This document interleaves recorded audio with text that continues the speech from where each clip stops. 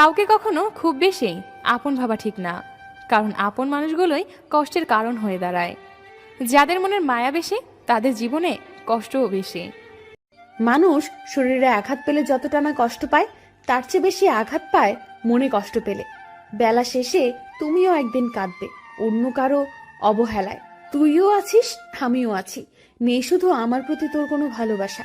একটু যত্নের অভাবে হাজারো ভালোবাসাগুলো নিস্তেজ, নিগ্রাণ হয়।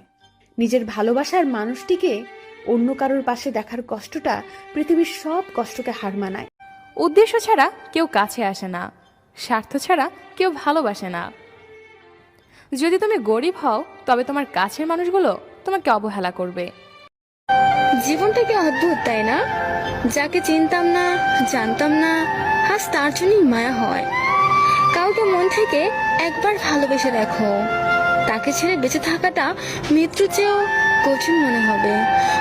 গল্পটা হয়তো তখনই ভালো ছিল যখন তুমি ছিল অপরিচিত আর আমি ছিলাম আমার আমিতে সীমাবদ্ধ।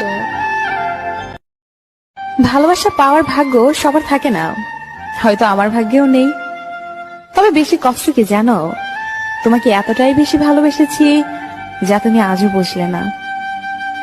আত্মহত্যা করলে মানুষ নরকে যায়, কিন্তু মানুষ তখনই আত্মহত্যা করে যখন তার জীবনটা নরকের চেয়েও ভয়াবহ অবস্থার সম্মুখীন হয়।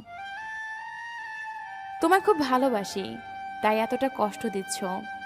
একদম সব কষ্ট সহ্য করে তোমাকেও ভুলে যাব।